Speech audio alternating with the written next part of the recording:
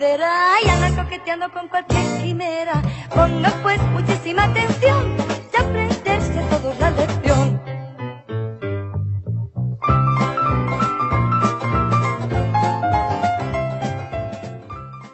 Esta canción, que es del musical gospel de los años 70, nos marca el inicio de el comienzo de nuestro estudio de la palabra, de nuestra escuela de sábado, de nuestra escuela de Biblia, de nuestra escuela sabática. Y sabéis que este trimestre acabamos de empezar una temática espectacular, el Evangelio de Juan, que es de los más chulos, de los más bonitos. Y vamos a entrar ya directamente, porque ya empezamos la semana pasada ya directos al tema, y uno se pregunta, ¿no? Lo primero, ¿por qué escribió Juan este Evangelio? ¿Qué necesidad? ¿Qué buscaba? ¿Por qué enfatizar tanto los milagros o las enseñanzas y los discursos del Maestro? ¿Por qué escribió lo que escribió? Bueno, pues todo eso es lo que nos va a centrar no solo hoy, sino en las próximas semanas, y Juan explica el porqué, ¿eh? No hay ningún misterio ni ningún secreto.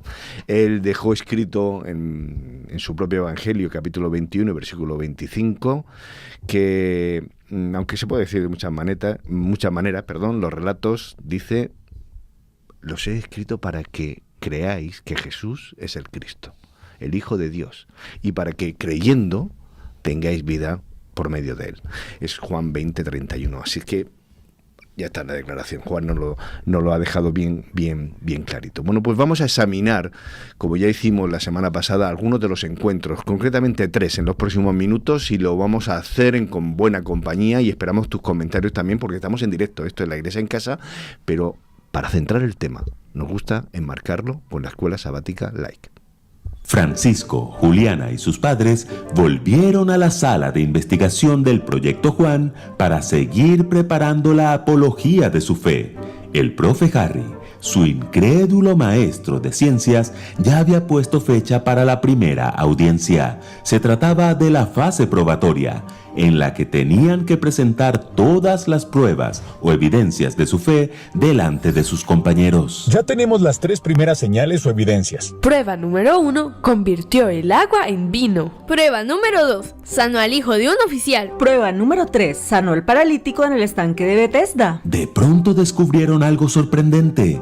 Así como en un juicio, la defensa va destapando sus pruebas en forma ordenada y progresiva hasta llegar a la prueba reina, que es la más clara y concluyente de todas. Juan organizó las 7 señales o milagros que narra en su libro también en una forma ordenada y progresiva. Es decir, cada señal es un peldaño que asciende en la escalera de la verdad hasta llegar al peldaño final, la prueba reina que conduce a la convicción.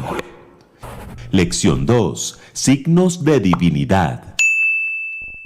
Como decíamos en la lección anterior, en el sistema jurídico griego, el acusado se defendía de las acusaciones con una apología, que era un discurso o explicación para responder a los cargos. También veíamos que el libro de Juan tiene un doble propósito. El primero es apologético, para que ustedes crean que Jesús es el Cristo, el Hijo de Dios. Y el segundo es evangelístico, para que creyendo tengan vida por medio de él. Las narraciones de las 7 señales progresivas en las que Juan basa su evangelio cumplen ese doble propósito, pero en las 4 finales, las que veremos hoy, hay una particularidad que no podemos pasar por alto. Jesús no solo hace el milagro, no solo da otras señales alrededor del milagro, como en los primeros 3 sucesos, sino que ahora abre su boca para pronunciar un claro signo de su divinidad. 2 palabras que eran como un código secreto de su verdadera identidad: yo soy. Por eso la pregunta de esta semana es: ¿cuáles son las 4 señales restantes donde Jesús da signos de su divinidad? Prueba número 4. Multiplicó los panes y los peces. En Juan 6 se nos narra uno de los milagros más memorables de Jesús. El Señor subió a un monte cerca del mar de Galilea y al ver la gran multitud que le seguía le dijo a Felipe: ¿Dónde vamos a comprar pan para que coma toda esta gente? Felipe contestó que ni con más de 6 meses de salario podrían comprar suficiente pan para darle un pedazo a cada uno. Andrés dio aviso de un muchacho que tenía 5 panes y 2 peces. Pero, ¿qué era eso para tanta gente? Lo suficiente para que Jesús hiciera el milagro. Tomó la comida del muchacho, dio gracias y distribuyó los panes y los peces entre la multitud. ¿Cuántos eran? Juan dice que unos 5,000 varones. Correcto, porque de acuerdo a las costumbres de la época, solo se contaban a los hombres, pero obviamente también había mujeres y niños. Entonces pudieron ser unas 10,000 personas. Exacto, y hasta sobraron 12 canastas de comida. Como hemos dicho, el solo milagro ya era una evidencia de la divinidad de Cristo, pero recuerden que Juan no les llama milagros, les llama señales, porque alrededor del milagro también había pistas que indicaban quién era Jesús. Esto ocurrió cerca a la Pascua, lo que apunta a la gran liberación de la esclavitud en Egipto. Jesús sube a una montaña, así como Moisés subió al Sinaí. Jesús prueba a Felipe como los israelitas fueron probados en el desierto. La multiplicación del pan recuerda al maná. La recolección de las sobras recuerda la del maná. Se recogen 12 canastas de sobras, justo el número de las 12 tribus de Israel. Y la gente dijo que Jesús era el profeta que había de venir al mundo, un claro paralelismo con el profeta como Moisés, predicho en Deuteronomio 18:15. ¿Lo notan? Alrededor del milagro, Jesús dio varias señales de ser Dios, pero la pista más contundente la dio al día siguiente, cuando muchos de los que habían comido de los panes multiplicados le siguieron hasta Capernaum, y Jesús pronunció el signo de su divinidad. Yo soy el pan de vida. El que a mí viene nunca tendrá hambre, y el que en mí cree no tendrá sed jamás. La expresión yo soy se remonta a Éxodo 3, donde Dios se presenta a Moisés como el gran yo soy. Jesús es el gran yo soy. Era un código que debieron haber captado, pero no lo captaron. Prueba número 6. Devolvió la vista a un ciego. En Juan 9, Jesús vio a un ciego de nacimiento y sus discípulos le preguntaron: Rabí, ¿quién pecó, este o sus padres, para que haya nacido ciego? No es que pecó este ni sus padres, sino para que las obras de Dios se manifiesten en él. Oigan bien, hay personas que enferman por causa de su pecado. ¿Se les ocurre algún caso? Un fumador al que le da cáncer de pulmón. O un alcohólico al que le da cirrosis hepática. Correcto. La lección pasada, por ejemplo, vimos el caso del paralítico de Betesda. Después de sanarlo, Jesús le dijo que no pecara más para que no le viniera una cosa peor. Es claro que este hombre enfermó por causa de su pecado. La tía Elena así lo confirma. Su enfermedad era en gran parte resultado de su propio pecado y considerada como juicio de Dios. ¿Lo notan? Aunque los judíos lo consideraban como un juicio de Dios, en realidad su enfermedad era consecuencia de algún pecado que por respeto al paciente no se menciona en la Biblia. Pero hay enfermedades que nada tienen que ver con el pecado del enfermo. ¿Qué culpa podía tener un ciego de nacimiento de su propia enfermedad? ¿Acaso se puede pecar antes de nacer? Jesús, con su sabiduría, estaba dando señales de su divinidad antes de hacer el milagro. Entonces, marcando un claro contraste con la oscuridad en la que vivía este ciego, dijo: Entre tanto que estoy en el mundo, luz soy del mundo. Una clara alusión a otro yo soy que había pronunciado unos versículos atrás. Yo soy la luz del mundo. El que me sigue no andará en tinieblas, sino que tendrá la luz de la vida. Otro signo de su divinidad, y todavía no hace el milagro. Luego escupió en tierra e hizo lodo con la saliva y untó con el lodo los ojos del ciego y le dijo: Ve a lavarte en el estanque de Siloé, que traducido es enviado. Fue entonces y se lavó y regresó viendo. ¿Lo notan? Aunque a algunos les resulte un poco grotesco este milagro, Juan lo escogió. y lo narró detalladamente porque la forma como Jesús sanó al ciego da señales de su divinidad. Dios creó al hombre del polvo de la tierra. Ahora Jesús recrea la vista de este hombre haciendo barro del polvo de la tierra. Era una forma muy sutil de decirle a todos que Él es el Dios creador hecho carne. Prueba número 7. La prueba reina resucitó a Lázaro. En Juan 11, a Jesús le llega el mensaje de que su amigo Lázaro estaba enfermo. Jesús esperó 2 días antes de emprender el viaje hacia Betania y dijo incluso que se alegraba de no haber ido antes. ¿Fue esto un acto de insensibilidad? No. Jesús sabía que Lázaro había muerto y estaba a punto de hacer una de sus más grandes señales. ¿Recuerdan cuántos días de muerto tenía Lázaro cuando Jesús llegó? Llevaba 4 días de muerto. Su cuerpo ya estaba en descomposición. Marta, la hermana de Lázaro, le reclamó a Jesús por no haber llegado antes. Señor, si hubieses estado aquí, mi hermano no habría muerto. Entonces Jesús usó otra vez su código divino. Yo soy la resurrección y la vida. El que cree en mí, aunque esté muerto, vivirá. Esta es otra de las 7 veces que en el Evangelio de Juan Jesús dice yo soy, seguido de un predicado. Yo soy el pan de vida, la luz del mundo, la puerta, el buen pastor, la resurrección y la vida, el camino, la verdad y la vida, y la vid verdadera, signos de su divinidad. ¿Recuerdan que habíamos dicho que Satanás también puede hacer señales milagrosas? Bueno, resucitar muertos, no. El único que puede traer un muerto a la vida es el dador de la vida. Así que cuando Jesús dijo, Lázaro, ven fuera, y el que estaba muerto se levantó, Jesús estaba dando la prueba reina de su divinidad. Sé que muchos se estarán preguntando, ¿por qué saltaron de la prueba 4 a la prueba 6? ¿Cuál es la prueba 5? Después de multiplicar los panes y los peces, Jesús envió a sus discípulos en una barca hacia Capernaum. El mar se levantaba con un gran viento que soplaba, y cuando habían remado unos 5 o 6 kilómetros, vieron que Jesús se acercaba a la barca caminando sobre el agua, y se asustaron. Pero Él les dijo, yo soy, no temáis. El gran yo soy, dando una señal privada a sus 12 discípulos, otro signo de su divinidad. Ahora Francisco y Juliana tenían las 7 señales del Evangelio de Juan para presentar en la fase probatoria de su apología. Las últimas 4 reforzadas por el gran signo de su divinidad. Yo soy, la frase favorita de Dios para referirse a sí mismo. ¿Y tú? ¿Crees esto?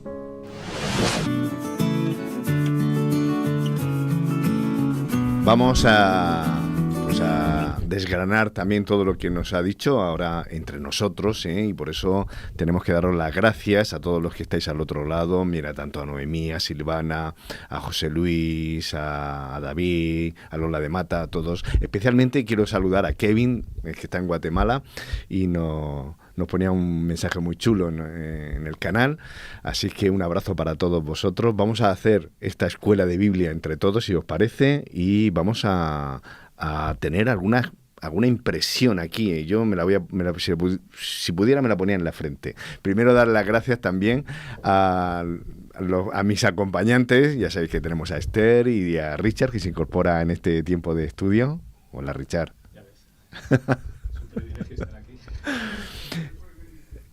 Y hoy tiene trabajo extra Juan Luis. Ahora. Bueno, os decía, si algo quiere Juan, o por lo menos que se nos quede alguna cosa medianamente clara, con todo lo que vamos a decir aquí, nos gustaría no perder de vista este mensaje. Jesús respondió, esto lo escribió el apóstol, yo soy la resurrección y la vida. El que cree en mí, aunque muera, vivirá. Y todo el que vive y cree en mí, no morirá para siempre. Juanfra, ¿crees esto? Esther, Richard, porque la Biblia deja clara y parece que Juan va por aquí, de que Jesucristo es el Hijo eterno, es uno con el Padre. No ha sido creado, no ha venido, no ha venido después, no es que aparecía por allí o como tú en un momento, no. Él creó todo y por él todo subsiste, dirá Juan al principio del Evangelio. Por lo tanto, si Jesús siempre ha existido, no hubo un previo, viene a este mundo y viene para algunas cosas. Entonces vamos a ver un poco, ya empezamos la semana pasada a desgranar esto, hoy nos dicen, oye, pues reflexionemos por ejemplo sobre Juan 6, Juan 11, etcétera, ¿no? Así que vamos a relatar algunos de los milagros y Juan lo utiliza para llevarnos a que no se nos quite de la cabeza que Jesús es Dios. Así que empecemos por el primero. Dice Juan en el capítulo 6 que después de esto Jesús se fue a la otra orilla del lago de Galilea, también llamado de Tiberias, y mucha gente lo seguía porque habían visto las señales milagrosas, por ejemplo, lo que había hecho sanando a los enfermos. Y Jesús se subió a un monte y se sentó allí con sus discípulos. Me encanta Jesús, montañero, excursionista, que le gusta el senderista, no perdió oportunidad de irse al monte y de sentarse allí. Bueno, pues dice que ya estaba cerca la Pascua. También curioso que Juan dice, que para que sepamos en qué época del año. Y al levantar la vista y ver la mucha gente que le seguía, Jesús le dijo, oye Felipe, llamó a Felipe y le dijo, ¿dónde vamos a comprar comida para toda esta gente? Y a partir de aquí, este es el punto de partida, Richard, como tú como buen Felipe, que le hubieras dicho a Jesús. Fíjate que a mí me gusta la cantidad de detalles que Juan nos aporta, ¿verdad? Porque no dice llamó a un discípulo, sino llamó a Felipe. ¿Quién va a ser Felipe? Felipe va a ser quien se va a encargar una vez que se organice la iglesia, ¿verdad? Uh-huh. De ocuparse de los pobres, de los necesitados. Me gusta que Juan lo mencione porque a veces en nuestra misión con los pobres y los necesitados decimos esto no hay solución, no hay posibilidades, no hay medios, ¿verdad? Dentro de las muchas historias que podemos encontrar dentro de esta historia, Felipe aprendió una, que es que nuestra mirada no tiene que ver nada con la mirada de Dios. Felipe miró y calculó, ¿verdad? 10.000 personas, él dice 200 denarios, 200 días de trabajo. Hoy en día, un día de trabajo, unos 50 euros, él dijo, ni con 10.000 euros solucionamos esto. No es posible, ¿verdad? Esa es nuestra mirada práctica y demás de alguien estadista. Rápido sacó el cálculo, la cuenta. Si yo tuviese 10.000 euros, 10.000 barras de pan, porque solo habla de pan nada más, es que no tenemos, es imposible darles de comer. Hay otros evangelios que dicen mejor despídeles que se vayan a sus casas, quítanos el problema en medio, porque esto con Dios la solución no la plantean los hombres, no la plantean nuestras posibilidades, no la plantea nuestra inteligencia, lo buen economista que soy. No, con Dios los problemas no son problemas. Es que, Esther, perdona, Richard, yo no sé si tú también eres un poco así, es decir, vamos a hacer esto, o nos marcamos un objetivo y lo primero es cogemos el folio en blanco, un bolígrafo y decimos, a ver, pros y contras, ¿qué necesitamos? ¿Con quién contamos? ¿Vale? Recursos disponibles. Justo, recursos, ¿vale? A ver, ¿no? Lo que queremos conseguir, Felipe hubiera casado muy bien entre nosotros, ¿no? Pero las cuentas de Dios parece que Jesús empieza por otro lado, ¿no? Muchas veces solemos olvidar el pedid y se os dará, o si oráis con fe, se abrirán las puertas del cielo, ¿no? Ese tipo de planteamientos bíblicos existen, sin embargo nos quedamos siempre con la parte pequeña, ¿no? Porque contamos habitualmente con nuestros recursos, mis recursos. Hace un rato hablábamos de que no somos agradecidos porque somos bastante autosuficientes, ¿no? Y en este sentido somos autosuficientes y estaba pensando yo, escuchándoos, que también somos bastante miopes. Nos falta ver la visión global y nos falta confiar en lo que Jesús puede hacer, en lo que Dios puede hacer, en lo que el Espíritu Santo está haciendo cada día en nosotros, ¿no? Nos falta esa visión. Y es curioso, ¿no?, que los discípulos, y de hecho la gente que estaba alrededor de Jesús, ya había visto unas cuantas cosas, ¿no? Y sin embargo, seguían pensando que no había poder suficiente para. Y por lo tanto, claro, Jesús tiene que seguir manifestándose para darse a conocer. ya tenían unas vislumbres, pero todavía no confiaban quizás, ¿no? Del todo en el poder de Jesús. Vamos a hacer un poco un recorrido, si te parece, por el texto, así rápidamente, y ahora quiero vuestras impresiones, porque a mí me encanta ver a Jesús como no solo está pendiente de la gente, sino con lo que te has dicho, Richard, está pendiente de Felipe. O sea, ¿qué tenía Felipe con todo esto? Que Jesús le dice, hey Felipe, que te quiero comentar esto, ¿eh?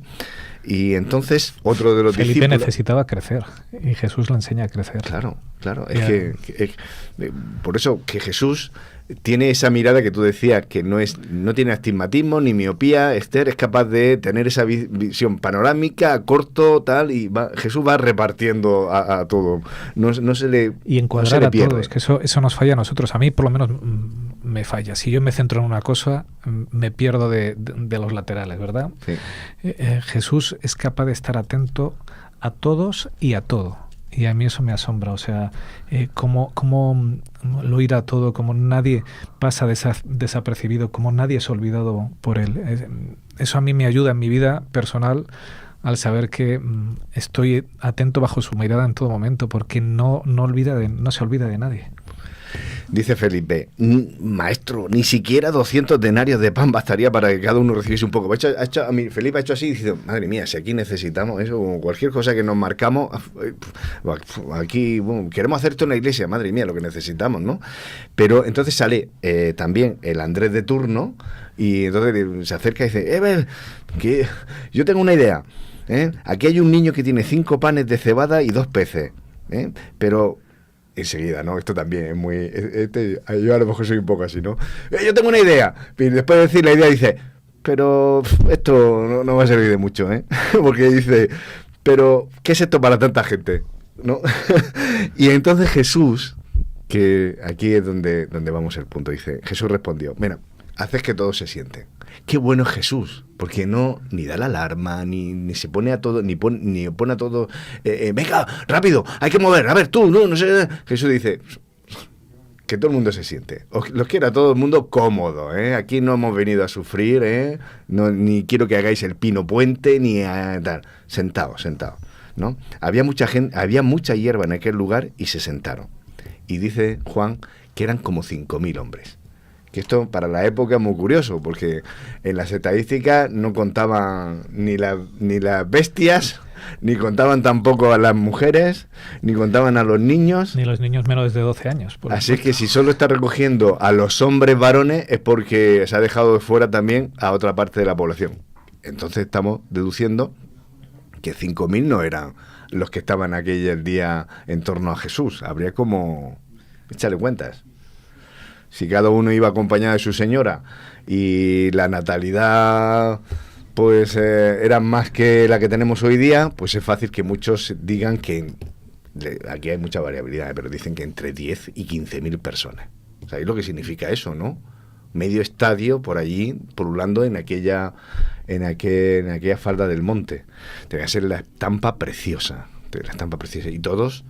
unos preguntándose, eso nos pasa también hoy día, ¿no? Porque muchas veces vamos a Jesús o vamos a las iglesias y hay de todo tipo.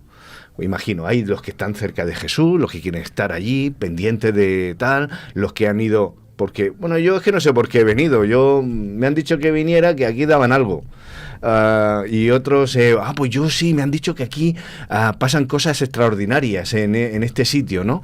O sea que imaginaos, de esas 15.000 personas, habría gente de todo tipo, como pasa hoy en todos los grupos y en nuestras iglesias. Fíjate que en esas lecciones que decimos que yo encuentro en Juan, esta es para los discípulos. Haced que se recuesten.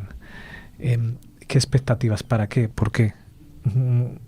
Fueron a la gente diciendo, oye, sentaros, ¿para qué? No lo sabemos. Sentaros. El maestro dice que os sentéis. Cómo a veces nosotros tenemos que cumplir un deber aunque no sepamos cuál es el plan de Dios. Normalmente nos gusta saber cuál es el objetivo final para ponernos en marcha y cumplir.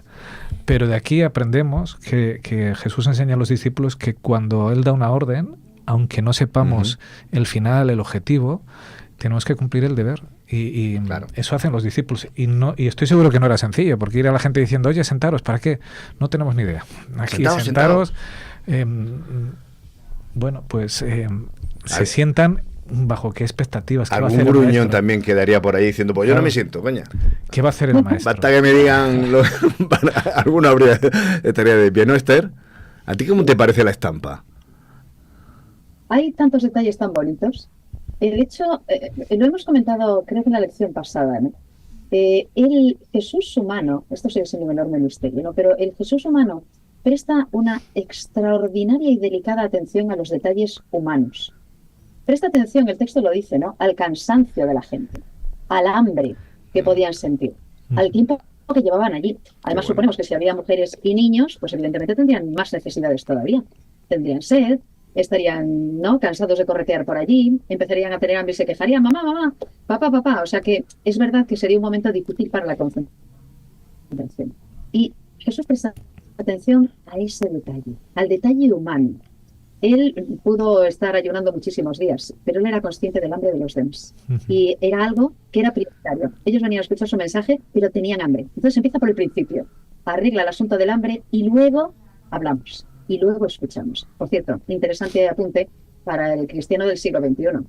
Habrá que priorizar. Claro. Y a veces hay que dar el pan antes que la Biblia. Tu hijo, bautízate, tienes claras las doctrinas, aquella profecía, olvida, has tomado apuntes de lo que ha dicho el pastor y todo, y tenlo muy claro, y quiero que me repitas y me mandes a casa copiado 20 veces los 10 mandamientos. Y después ya, si acaso, pues ya empiezas a participar de No, Jesús no empieza por ahí, ¿no? De hecho, Jesús da primero el bocadillo. De hecho, en el Padre Nuestro, cuando nos enseña a pedir a Dios, el pan está de las primeras cosas, porque con el estómago vacío es muy complicado que uno pueda centrarse en las cosas de Dios y Dios lo pone el pan nuestro cada día. O sea, a mí me encanta en el Padre Nuestro, es el pan nuestro. No me des para 6 meses, no te pido para que me proveas para un año entero.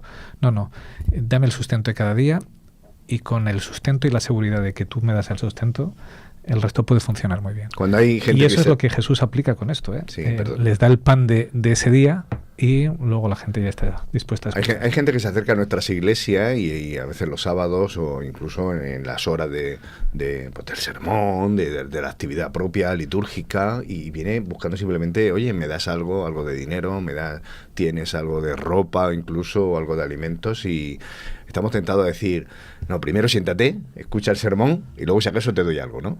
Te doy, pero por aquello de que tenemos esa tendencia que se llene la iglesia, ¿no? Que los bancos están vacíos y tenemos que llenarlo. Y cuando Jesús dice, mira, Juanfran, no te pierdas el asunto. Fíjate que cogemos la aplicación, ya que la has traspolado a hoy en es que hay día. gente que ha venido a la iglesia y entonces le hemos dado a lo mejor a alguien, que tenemos gente buena, que le dice, oye, ha visto la necesidad, le ha dado porque necesitaba pues algo para un nene o necesitaba ropa, y se ha dado media vuelta y se ha ido, y entonces algunos en la iglesia dicen, ¿ves? Solo ha venido por esto, ¿no? Como diciendo, no se ha querido alimentar de la palabra de Dios, ¿no? Y nos quedamos así como frustrados, ¿no? Ahí voy porque Juan 6 nos dice, al final, que muchos iban solo por la comida. Iban por lo material. Y a Jesús no le importa. O sea, Jesús ve una necesidad, hay gente con hambre, hay 5.000 personas con hambre, y que a veces yo me planteo dónde iban esos 5.000 por ahí sin prever que tenían que comer, ¿no? Qué forma de previsión, pero bueno, allí llegó un chavalillo que tenía algo. Pero a Jesús no le importa, ve una necesidad y les da de comer. ¿Dio Jesús de comer a los fariseos, a los saduceos, a aquellos del Sanedrín que estaban ahí para atacarles? La respuesta es sí. Hubo comida para todos. A Jesús no le importó ni si escuchaban su mensaje, ni si estaban de acuerdo, ni si se sentaban en el banco de la iglesia. Jesús atendió la necesidad de las personas, y eso también es algo que tiene que valernos a nosotros. ¿Y cómo sabemos que todos recibieron? Pues porque dice Juan que Jesús tomó en sus manos los panes y Esther, después de dar gracias. Fíjate, si tendríamos que darle las gracias a él, si todos los que tienen que dar, pues resulta que Jesús da las gracias a Dios, dice, y entonces repartió entre todos los que estaban sentados, que es lo que tú decías, Richard. Hizo lo mismo con los peces, dándoles todo lo que quería. Y cuando estuvieron satisfechos... ¿Os imagináis la cara de bobo de los discípulos? Yo me imagino que Jesús empezó a partir el pan y a sacar pedazos y... bueno, esto se va a acabar, pero esto no se acaba y de pronto la pues cara... Imagínate, levantaban la mirada para darle a alguien, volvían a echar a la cesta y decían, está lleno otra vez. Empiezan a llenarse cestas, está lleno otra vez. Cestas. A mí, lo asombroso de este milagro, Juan lo deja todo muy heladito, ¿verdad? Porque uno puede decir, bueno, les dio un poquito a cada uno, pues era un día de frío que no apetecía comer, la gente no tenía hambre. No, es que Juan termina, dice, después de estar saciados, o sea, de comer hasta ya no puedo más, sobraron 12 cestas. ¿Cómo con unos pocos panes pueden sobrar 12 cestas? Juan dice, esto es un milagro, o es una señal. No, o sea, sobró mucho más de lo que había empezado. No es que la gente comía muy poquito, no tenían hambre, no. Se quedaron saciados y además, por si esto de saciados no te es suficiente en el relato, es que sobró mucho más de lo que empezaron. ¿Cómo es Juan y cómo es Jesús? Juan anotando, levantando acta de todo lo que está pasando, pero ¿cómo es Jesús? Porque vosotros habéis ido a alguna fiesta o algún evento donde ha sobrado, afortunadamente, y muchas veces lo que se hace es, bueno, ya está todo el mundo ya satisfecho, ya ha sobrado, toma un poco más de esto, toma un poco más del otro, y ya es que como se dice vulgarmente, nos sale por las orejas, y al final ¿eso dónde va? Pues es fácil que termine, bueno, pues se desecha, ¿no? Jesús sociedad consumista. Sí, bueno, mira, ha sobrado, hemos hecho previsión de más, para que falte mejor que sobre, ¿no? Solemos decir. Ya hemos comido los de aquí, ya nos hemos saciado, es verdad, ya nos hemos saciado, lo que sobra lo podemos tirar. ¿Qué detalle es nuestro Maestro Jesús que Juan anota el siguiente detalle? Cuando estuvieron satisfechos, Jesús le dijo a los discípulos, recoger los trozos sobrantes para que no se desperdicie nada. Es que Dios que da en abundancia no es un Dios que dice, bueno, venga, ha sobrado, a otra cosa, mariposa, vámonos, venga, media vuelta, recoge y dejamos esto. Jesús dice que no se desperdicie, que no lo he hecho por hacer. Qué interesante, ¿no? ¿Qué haría Jesús? No nos dice Juan qué hicieron con todas esas cestas, pero ¿qué se ocurre dónde acabarían? Me da una idea en la que no había reparado. Alguien podría pensar, estaba pensando en algo que decís antes, ¿no? Que es grave, y es que nosotros hemos por sentado que sabemos quién se lleva el pan y quién no se lo lleva. Es decir, es muy drástico también decir, estos vienen solo por el alimento, o vienen solo por la comida. Eso solo lo sabe Jesús, solo lo sabe él. Entonces los demás podemos intuir, pero no lo sabemos. En realidad no sabemos quién se ha llevado el pan. Eso por una parte. Lo cual me lleva a otro comentario al libro de lo que acabáis de decir. ¿Podría desperdiciarse algún milagro? ¿Jesús puede hacer algún milagro con desperdicio? ¿O todo lo que sobreabunda y bendice hasta que sobreabunda se despilfarra? En absoluto, en absoluto. Todo tiene un motivo, todo tiene un objetivo y aquí no se despilfarra nada. Por si acaso, alguno diría, ¿no? Fíjate, se pone a hacer milagros con los samaritanos, se pone a hacer milagros con los sirofenicios, se pone a hacer milagros, ¿verdad?, con gente que no merece. ¿Se está despilfarrando aquí el milagro? En absoluto. Lo que sobreabunda se recoge y siempre llega a alguna parte. Es que hay de sobra. Hay tanto que puede sobreabundar, pero no se desperdicia. Qué interesante, ¿eh? No nos va a dar tiempo a ver las otras escenas, pero es que esto tiene tanto detalle, ¿eh? Os vamos a mandar deberes para la siguiente semana para que vayáis al Evangelio de Juan, que no tiene desperdicio, como aquellas canastas de este milagro. Después de que pasa esto, la gente dice que al ver esta señal milagrosa hecha por Jesús decía, verdaderamente este es el profeta, esto es un profeta, que había de venir al mundo.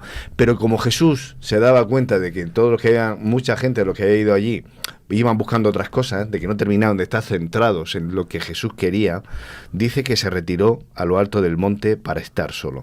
Es muy curioso porque en la otra orilla del lago Jesús va, viene y lo vuelven a encontrar, y Juan vuelve a retomar un poco todo esto diciendo que al llegar a la otra orilla del lago, y esto ya al final del capítulo 6, encontraron a Jesús otra vez y le preguntaron, Maestro, ¿cuándo has venido aquí? Porque imaginaos, ¿no?, la situación. Jesús les dijo, os aseguro que vosotros no me buscáis porque hayáis visto las señales milagrosas, sino porque habéis comido hasta hartaros. No. Qué curioso, ¿no? Que dice, sí, yo sé por qué venís aquí. No trabajéis por la comida que se acaba. Y aquí es donde ya Jesús dice, a ver, porque de estos 10, 15.000, después de hartarse, mucha gente se habría vuelto a su casa. Ha dicho, bueno, pues yo, objetivo cumplido. He venido aquí, no sabía muy bien, o he venido a ver si podía conseguir algo. Y lo he conseguido, pues yo, ya, mañana será otro día. Había otra gente que se queda y que va buscando a Jesús. Pero Jesús le dice, ¿queréis más? ¿Para qué venís? Y es la pregunta que nos hace aquí a los tres y a todos los que estáis al otro lado. Buscáis a Jesús, pero ¿qué esperáis encontrar con él? ¿Qué esperáis encontrar con el Maestro? Juan nos está un poco abordando esto. Y Jesús le dice, no trabajéis por la comida que se acaba, sino por la comida que permanece y os da vida eterna. Esta es la comida que os dará el Hijo del Hombre, porque Dios, el Padre, ha puesto su sello en él. Y entonces viene la pregunta que podríamos hacer todos nosotros después de este planteamiento. ¿Qué debemos hacer para que nuestras obras sean las obras de Dios? ¿Qué tenemos que hacer? ¿Qué tenemos que hacer? Venga, yo sé que quiero buscar a Jesús. ¿Qué tengo que hacer? ¿Para dónde apunto? ¿Puedo decir algo? Sí, sí. Al hilo. Una reflexión que yo tengo. Mira, una preocupación que tengo últimamente está hilada con un texto que leí esta semana de Elena White, que viene en alguno de los comentarios de la Escuela Sabática de Maestros. Estoy muy preocupada de que haya gente que está dedicando extraordinario tiempo, mucho tiempo, a hablar de lo que cree, opina sobre la divinidad de Jesús. Este milagro, esta señal, como tantos otros, ¿no? Lo que nos cuentan es quién es Jesús. Deben dar, ¿no? Pues idea de quién es Él. Nos dan una idea de quién es Él, pero no resuelven todo el misterio. Es decir, si yo pierdo tiempo, voy a citar a Elena White, lo dice así. Este es un gran misterio, un misterio que no será comprendido plena y completamente en toda su grandeza hasta que los redimidos sean trasladados. Ya sabemos a dónde, ¿no? A la Tierra Nueva. Entonces se comprenderán el poder, la grandeza y la eficacia de la dádiva de Dios para el hombre. Y dice algo muy triste. Pero el enemigo ha decidido que esta dádiva sea oscurecida hasta el punto de quedar reducida a... Lo dice en Exaltada Jesús. Claro, la pregunta es, si yo estoy dedicando tiempo a intentar explicar teológicamente la divinidad de Jesús, ¿no será que me estoy perdiendo por el camino? ¿No será que a lo mejor tendría que volver a la multiplicación de los panes y los peces, a la curación de este ciego o a la resurrección de Lázaro para entender realmente de qué va esto, en vez de intentar explicarlo de formas que al final no me llevan a ninguna parte?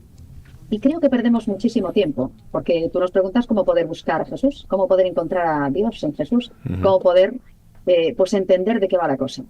Y si a lo mejor necesito menos teología y más pan, pero pan del de verdad, de ese que da de comer, que me alimenta a mí y que alimenta a los demás. Porque creo sinceramente que nos equivocamos. Y es que la lección va a esto, nos dice señales de su divinidad. Pero si yo no puedo explicarlo, entonces tengo que poder hacerlo nivel usuario. A lo mejor es más fácil y lo entiendo mejor con pan. Fíjate, completando un poco esto. Un milagro solo es un milagro, ¿vale? Quiero decir, Jesús dio de comer a 5.000 personas y Moisés cada día hacía que comiera 1.000.000 de personas, ¿verdad? O sacaba agua para 1.000.000 de personas. ¿Cuál es la diferencia entre un milagro y el otro milagro? Yo creo que está en la parte que esta escuela sabática nos ha hablado, pero no ha llegado a desarrollar. Cuando Jesús dice, yo soy el pan de vida.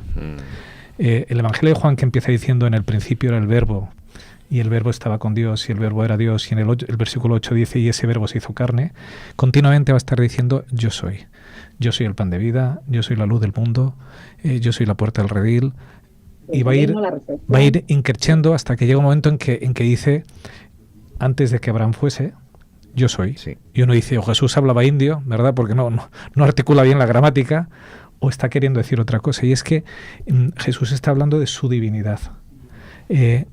Con el pan, es verdad, es un milagrazo que coman 5.000 personas. Pero Jesús, esta es la parte interesante de esta segunda parte, que dice, si solo venís a por la comida, si solo es pan y pescado, os habéis perdido lo más importante. Porque lo más importante soy yo. Yo soy el pan de vida. O sea, ese pan del que nunca vais a volver a tener hambre. Vuestros padres comieron el maná del desierto y tenían hambre cada día. quien come de mí no tiene hambre. Cuando se encuentra con la mujer, ¿os acordáis? Yo soy el agua de vida. El que vive de mí no volverá a tener sed. Ese yo soy es la esencia de todo. O sea, lo importante es encontrarse con Jesús, con ese Jesús cara a cara. Es llegar a ese Dios hecho hombre, ese Dios que me ama, para entender que Él tiene palabras de vida, que tiene luz, que tiene pan para mi vida, pero no el físico, sino ese que me llena mi alma de verdad, ese que me alimenta y que me hace crecer como persona. Si no encontramos esto, el milagro solo es un milagro. Y ese solo tú lo has entendido, ¿verdad? Es algo espectacular, pero se queda en nada si no soy capaz de encontrar detrás de ello a Dios hecho hombre. Y si no soy capaz de vivir, porque has empezado con el objetivo Jesús. Jesús vino a traernos vida, ¿vale? Ese es su objetivo, que volvamos a estar con Él en la tierra nueva. La paga del pecado es muerte. El pecado me separa de Dios. El pecado me impide volver a estar con Dios. Y Jesús promete vida para que no muramos eternamente. Si no encontramos al Dios que hay en el milagro, no hemos encontrado nada. Podremos comer, podremos saciarnos, como aquellos 9 leprosos, podremos ser sanos, pero no habremos encontrado nada. Es tan cierto esto que estás diciendo, y ya tenemos que tener un ojo ya puesto. Nos queda muy poquito para conectar con la capilla, y nos vamos a quedar en esta primera señal, y ya decir que la escuela de Biblia, esta escuela sabática, tenía más señales y un par de milagros más ahí para poder reflexionar sobre ellos. Pero hay tantos detalles en esta que yo no paro de pensar que muchas veces uno se acerca a la Biblia y dice, bueno, este libro anacrónico es tan actual lo que nos está planteando aquí el Evangelio, porque ¿quién no de alguien hoy día dice, vale, sí, yo creería en Jesús? A mí me gusta mucho su ética y un poco su manera de plantear el mundo, pero bueno, si tuviera una señal, si pudiera haber algo en mi vida, ¿cómo saber si Jesús está hoy acompañándome? Es lo que le preguntaron a aquella gente cuando se acerca, porque Juan lo recoge tal cual. Jesús, vuelvo a repetir, les contestó, la obra de Dios que creáis en aquel que Él ha enviado. Es lo que tú has dicho, Richard. Esto va al final de agarrarse a Jesús, de tener una relación con Él. Pero alguien podría, fijaos, pero Juan en el versículo 30 le dice, ¿pero qué señal puedes darnos? ¿Cuáles son tus obras? ¿Qué podemos ver para que creamos?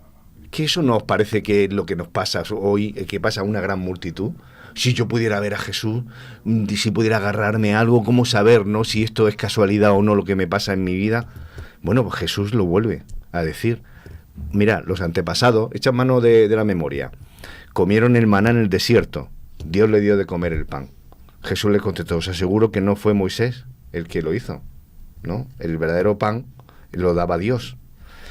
Pero yo quiero comer de ese pan. Si pudiera, y alguien podría decir hoy, pues yo quisiera haber estado en ese momento de la historia o haber vivido ese milagro, incluso en estos 5.000. Si yo hubiera estado en esa ladera del monte y me hubieran dado los discípulos ese trozo, yo creería, podríamos decir.